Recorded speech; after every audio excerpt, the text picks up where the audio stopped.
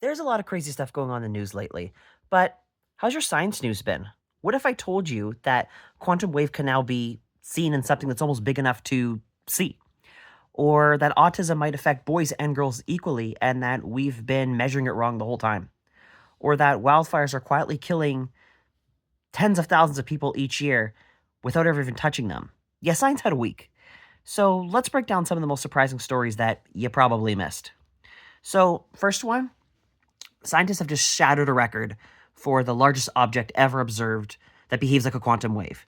So normally quantum behavior is reserved for tiny particles like electrons, atoms, things you'll never see with the naked eye. But researchers have now pushed this boundary, showing that wave-like behavior can be seen in a structure larger than ever before. And why does this matter, you're probably saying? Uh, because it pokes directly at one of the biggest unanswered questions in all of physics. Where does the quantum world end, and where does the classical world of physics begin? So far, the universe has not told us anything. Another thing is autism rates. We've been getting it wrong. Massive new studies suggest that autism probably affects boys and girls equally, and it's just been skewed male for decades. And the reason why is because diagnostic criteria was basically built around male behavior patterns, and girls either just had um, they're just diagnosed later or just not at all, or they just present it differently. So researchers say that the current practices were failing a huge number of people, and this can now reshape how autism is identified, supported, and understood worldwide. Wildfires, brutal statistic. Wildfire smoke alone kills about 24,000 people per year in the US. Not burns, not flames, smoke. And these tiny particles enter your lungs, they enter your bloodstream, and it can worsen heart disease, asthma, strokes, many things. And even just hundreds of miles from the fire itself. So as wildfires grow longer and more frequent due to climate change, it's becoming one of the biggest and quietest most public health concerns.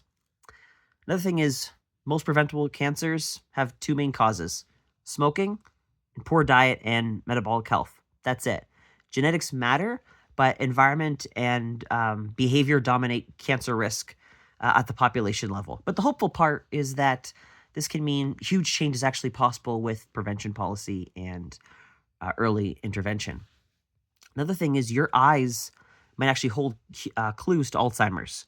So scientists are finding that bacteria in the back of your eye might be linked to Alzheimer's progression. And the key idea here is that the eye is a surrogate for the brain. So because the retina is directly connected to neural tissue and changes there might actually mirror what's happening inside the brain, potentially allowing for earlier non-invasive detection of any neurodegenerative disease. And this could actually be a game changer for diagnoses. Another thing is a new cholesterol pill slashed levels by 60%. So, in a recent trial, a new cholesterol lowering pill reduced LDL by up to 60%. And that's on par with injectable therapies, but in pill form.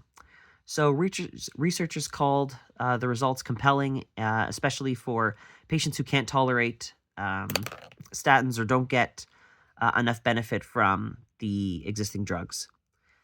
When we hit our physical peak, 47-year study actually finally answered this question. Humans hit it in their early 30s. So after that, decline is gradual, but very modifiable. Strength training, cardiovascular fitness, sleep. I know you're not sleeping. And nutrition can drastically can slow physical aging well into later decades. So the takeaway is decline isn't sudden, but it's not inevitable.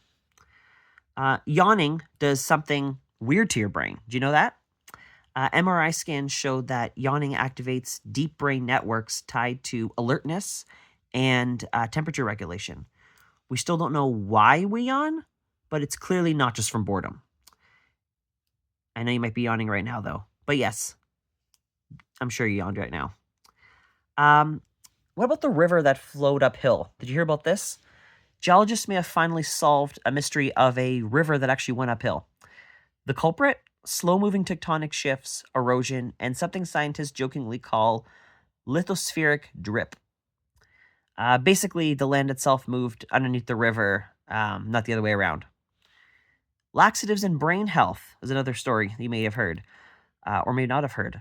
Long-term frequent laxative use can actually be linked to higher risks of dementia and depression. Okay, researchers stress this doesn't mean never use them, but that chronic dependence may signal deeper gut brain disruptions. But often, diet, fiber, hydration, or other treatments may be safer than long term solutions. And here's a bonus story. About one third of humans carry Toxoplasma gondii, a parasite that lives quietly in your brain. Scientists thought it went dormant forever, but a new research study in mice show that low level activity actually continues long after infection. What's it doing? How does it interact with neurons? How could it subtly affect behavior or disease risk? We don't know yet, but it could subtly affect behavior uh, and disease risk. So that's honestly the unsettling part. Um, yeah, for this and other stories, sauce me a follow. I'll appreciate it. Ciao.